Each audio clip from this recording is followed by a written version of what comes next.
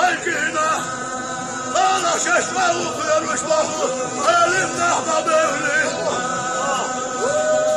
Kubar ya nisbine habakira muridaş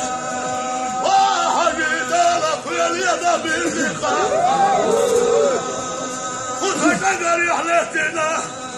Halili miskina da böyle Ovası dehli sana Haybatun bir duruşsana